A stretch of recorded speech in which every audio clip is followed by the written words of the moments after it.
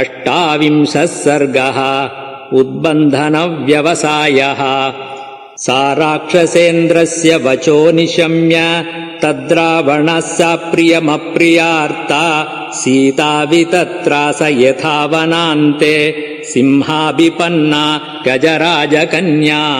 सा राक्षसी मध्यगता च भीरुः वाग्भिर्भृशम् रावणतर्जिता च कान्तारमध्ये विजने विसृष्टा बालेव कन्या विललापसीता।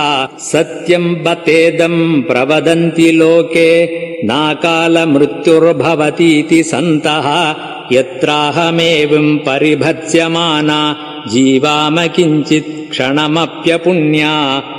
सुखाद्विहीनम् बहुदुःखपूर्णम् इदम् तु नूनम् हृदयम् स्थिरम् मे विदीर्यते यन्न सहस्रधाद्य वज्राहतम् शृङ्गमिवाचलस्य।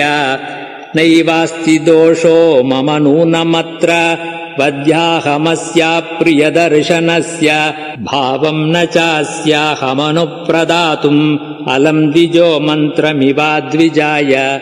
नूनम् ममाङ्गान्यचिरादनार्यः शस्त्रैः शितैश्चेत्स्यति राक्षसेन्द्रः तस्मिन्ननागच्छति लोकनाथे गर्भस्थजन्तोरिव शल्यकृन्तः।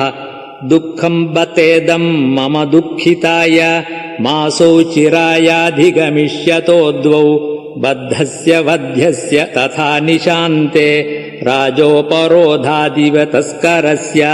हा राम हा लक्ष्मण हा सुमित्रे हा राम मातः सह मे जनन्या येषा विपद्याम् यहमल्पभाग्या महार्णवेनौरिव मूढवाता।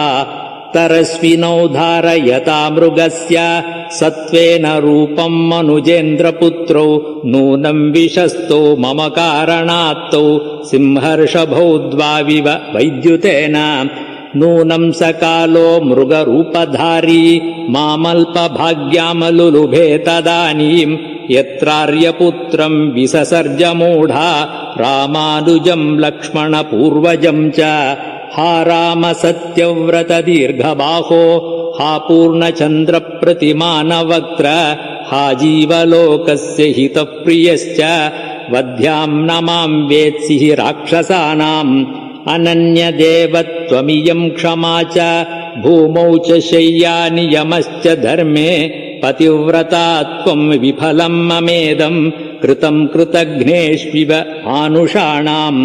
मोघो हि धर्मश्चरितो मयायम् तथैकपत्नीत्वमिदमनिरर्थम् या त्वाम् न पश्यामि कृशा विवर्णा हीना त्वया सङ्गमने निराशा। पितुर्निदेशम् नियमेन कृत्वा वनान्निवृत्तश्चरितव्रतश्च स्त्रीभिस्तु मन्ये विपुलेक्षणाभिः त्वम् रंस्यसे वीतभयकृतार्थः। अहम् तु राम त्वयि जातकामा चिरम् विनाशाय निबद्धभावा मोघम् चरित्वा तपोव्रतम् च त्यक्ष्यामि दिग्जीवितम् अल्पभाग्या।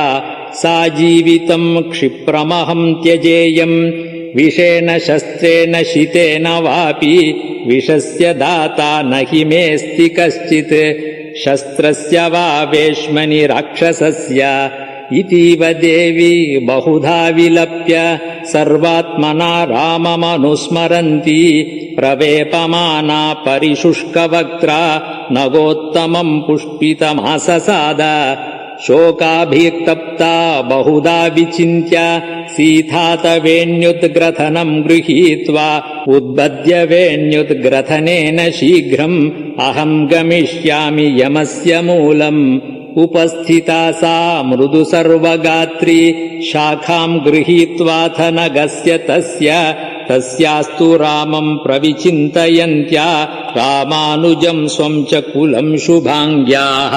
शोकान्निमित्तानि तथा बहूनि धैर्यार्जितानि प्रवराणि लोके प्रादुर्निमित्तानि तदा बभूवुः पुरापि सिद्ध्यान्युपलक्षितानि।